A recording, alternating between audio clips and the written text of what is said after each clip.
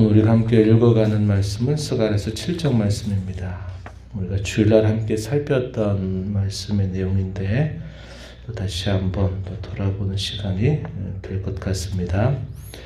우리가 쭉 읽어봤던 말씀의 내용, 스가랴서 1장부터 6장까지 어제까지 읽었던 말씀의 내용에서 하나님께서 8가지 환상을 스가랴에게 보여주신 내용을 우리가 쭉 살펴봤습니다. 이 8가지 환상이 주어진 때는 성전이 완공되기 전 한 4년 정도 전이었습니다. 그래서 520년이라 이렇게 말씀을 드렸고 516년이 될 때 오랫동안 중단되었던 성전이 완공하게 되는데 바로 그 즈음에 하나님께서 선지자를 통하여 그 백성들에게 성전 재건을 다시 시작할 것을 촉구하면서 하나님께서 장차 그들에게 베푸실 은혜, 하나님의 약속에 대한 것들이 쭉 소개가 됐습니다. 그리고 약 2년 정도의 시간이 흘렀어요. 그래서 성전을 완공하기 2년 전 또다시 스가랴 선지자에게 여호와의 말씀이 임한 것입니다. 바로 그 말씀의 내용이 우리가 7장에서 확인하는 내용들이에요. 1절 말씀을 보시면 다리오 왕 제4년 9째 달 4일 기슬레월 4일에 여호와의 말씀이 스가랴에게 임하니라. 이때가 518년입니다. 주전 518년 2년이 지나고 난 다음에 하나님의 말씀이 선지자에게 다시 임했는데 그때 주어지는 배경에 어떤 일이 있었는가? 베델 사람이 자기의 부하들을 보내서 당시의 제사장들과 선지자들에게 묻습니다. 무엇을 묻는가? 3절 말씀에 보니까 내가 여러 해 동안 행한 것처럼 5월 중에도 울면서 근신해야 합니까? 이렇게 묻는 겁니다.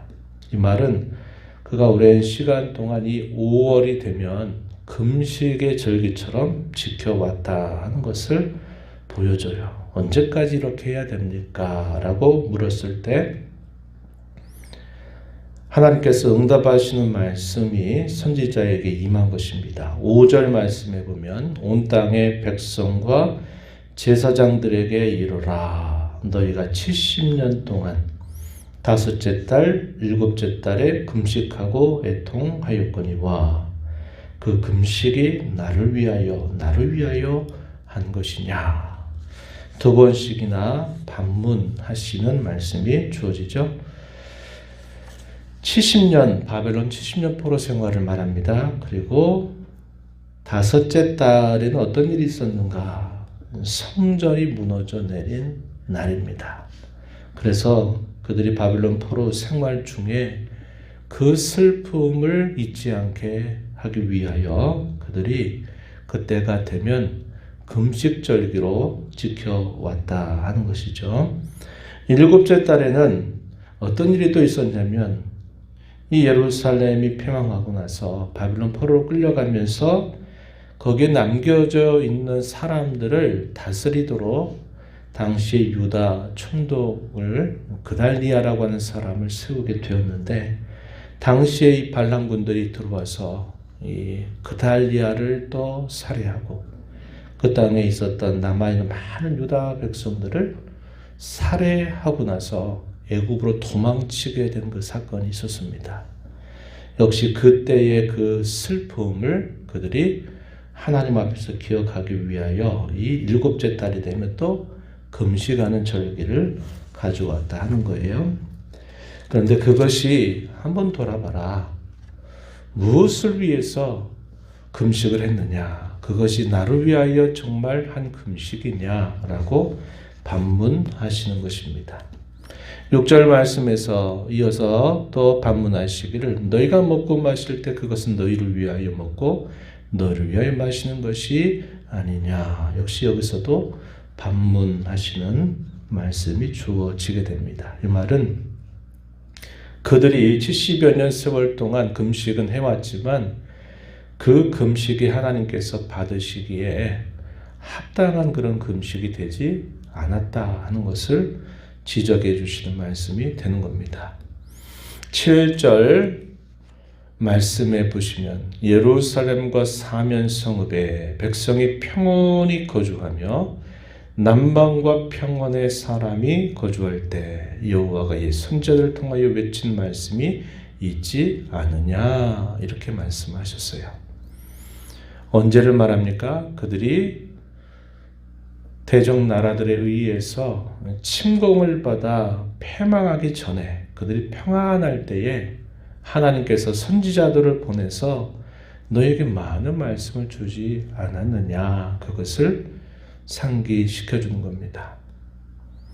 그들의 금식이 왜 하나님이 받으실 만한 그런 합당한 금식이 되지 않았느냐 하나님께서 주시는 그 말씀을 그들이 기억하지 않았다, 따르지 않았다, 말씀을 청종하지 않았다 그 이유를 말씀해 주시는 것입니다. 그 말씀 가운데서 소개하는 말씀이 9절, 10절 말씀에 보면 너희는 진실한 재판을 행하며 서로 인애와 긍휼을 베풀고 과부 고아 나그네 궁핍한 자를 압제하지 말며 서로 헤아려고 마음이 도모하지 말라. 그런 말씀을 그 백성들에게 주었지만 그들이 어떻게 했는가? 11절 12절 그들이 듣기를 싫어하여 등을 돌렸다. 듣지 아니하려고 귀를 막았다. 그 마음을 금광석 같게 하여 율법과 만군의 여호와가 그의 영으로 선지자들을 통해서 전한 말을 듣지 아니하였다. 결국 말씀을 듣고 그 말씀을 따르지 않았기 때문에 그것이 동반되지 않고서 금식의 절기만 지키면 되는 것이 아니다. 이런 말씀을 답변해 주고 계시는 것입니다. 그 결과 그들이 어떻게 되었다고 말씀을 하십니까? 12절 끝부분에 큰 진노가 만군의 여호와께로부터 나왔다. 너희가 나를 불러도 나는 대답하지 않겠다. 이렇게 말씀을 하십니다. 13절 내가 불러도 그들이 듣지 아니한 것처럼 그들이 불러도 내가 듣지 아니하리라. 금식을 하고 하나님 앞에 기도를 올린다 하여도 내가 듣지 않는다. 이렇게 하나님께서 말씀을 하셨습니다. 14절에서 뭐라고 말하냐면 내가 그들을 바람으로 불어 알지 못하던 여러 나라에 흩었다. 바벨론 포로 생활을 하게 된 이유에 대하여 말씀을 하시는 것이죠. 중간 부분에서도 이는 그들이 아름다운 땅을 황폐하게 하였기 때문이다. 그 이유를 설명해 주는, 그 결과를 설명해 주시는 거예요. 그들이 종교적인 형식과 어떤 형식들은 지켜왔지만 그 형식 안에 담겨져 있어야 될 합당한 내용들이 없이 그런 금식의 절기만 잘 지켜오는 것은 하나님 앞에 헛된 것이다. 중요한 것이 뭐냐? 하나님의 말씀을 청종하는 것이 무엇보다 중요한 일이다 하는 것을 이 말씀을 통해서 그들에게 깨우쳐 주고 있는 겁니다. 그래서 시작은 금식에 대한 물음 그리고 그에 대한 답변으로 쭉 시작이 됐는데 하나님께서 강조하시는 것은 뭐냐? 하나님의 말씀을 청종하는 것이 가장 중요하다 하는 사실을 강조하고 있다 하는 것입니다. 하나님의 뜻과 그분의 말씀에 대한 순종, 이것은 어떠한 종교적인 행위보다도 우선적이고 중요한 것이다 하는 것을 우리는 다시 한번 이 말씀을 통해서 확인합니다. 우리가 하나님 앞에 드리는 예배도 하나님 말씀과 그분의 뜻에 대한 순종의 마음이 없이 예배에만 참여하고 예배 순서에만 내가 거기에만 참여하면 예배를 하나님 받아주시는 것이 아니에요. 우리가 하나님 앞에 드리는 기도도 마찬가지입니다. 하나님의 뜻에 대한 순종, 그 뜻에 대하여 어그러지고 그릇된 우리의 죄와 허물과 부족함에 대하여 하나님 앞에 참된 회개함이 없이 기도만 하면 하나님이 그 기도 다 들어주시는 것도 아닌 것입니다. 우리가 하나님 앞에 드리는 찬송도 마찬가지예요. 곡조 있게 아름답게 연주해서 잘 부르면 하나님이 그 찬송을 기뻐 받으신 것이 아니라 하나님의 뜻에 대한 순종의 마음과 그 태도가 동반되지 않는다면 그 모든 것들은 하나의 종교적인 형식에 불과하다 하는 겁니다. 그게 나중에 어디까지로 발전이 되느냐 하면 그것을 한 것 자체에 대한 자기 자랑으로 이것이 발전되게 돼 있어요. 이게 공로가 되고 이게 공적이 되는 겁니다. 예수님 당시에 종교 지도자들이 예수님께 대하여 그렇게 호되고 심한 책망을 받았던 이유는 그들이 정말 그 내용 속에 가져야 될 가장 중요한 내용들은 빠져버리고 형식과 껍데기만을 사람들이 보게 하려고 외식적으로 위선적으로 이 일을 한 것에 대하여 예수님은 심히도 분노하시고 책망하셨던 일을 한 것입니다.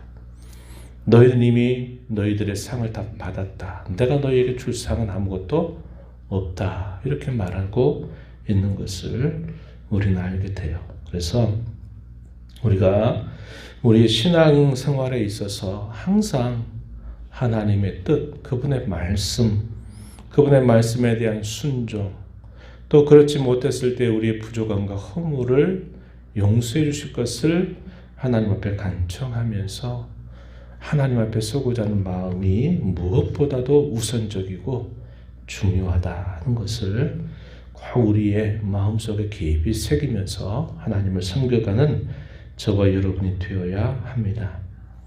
우리는 매사에 하나님 앞에서 사람 앞에서 무엇을 하든지 간에 과연 그것이 누구를 위한 것인가 하는 것을 묻는 신앙 자세를 가져야 합니다.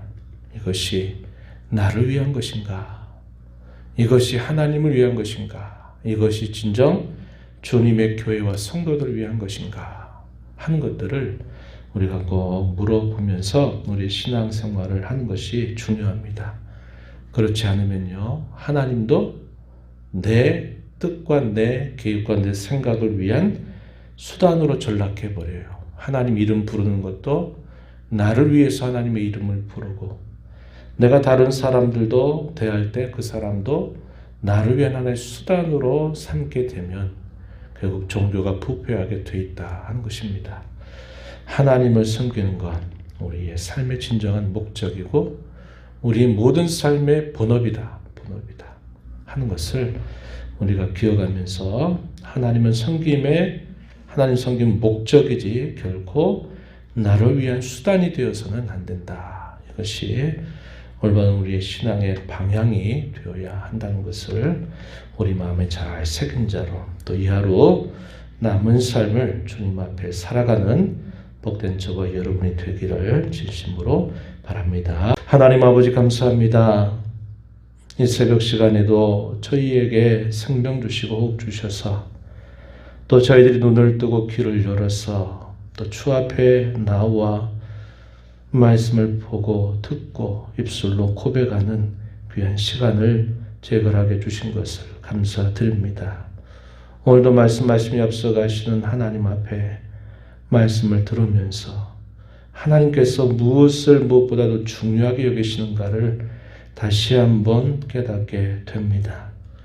하나님의 뜻, 하나님의 말씀에 대한 순종의 마음과 자세, 그것이 무엇보다도 앞서고 무엇보다도 중요하다는 것을 교훈하여 주시오니 저희가 하나님을 섬겨가는 이 모든 일에 있어서 하나님의 뜻과 말씀에 대한 순종을 무엇보다도 먼저 생각하며 예배도 하고 금식도 하고 기도도 드리고 찬송도 드리고 봉사도 할 줄 아는 저희들의 신앙이 되도록 주께서 인도하여 주옵소서.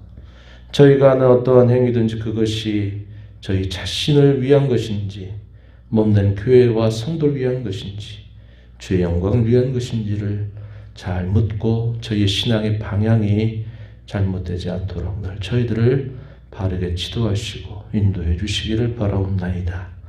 은혜의 보좌 앞에 나와서 아버지 은혜를 구하는 모든 심령들의 간구를 귀 기울여 주시고 응답하여 주시기를 바라옵고 예수님의 이름으로 기도드리옵나이다. 아멘.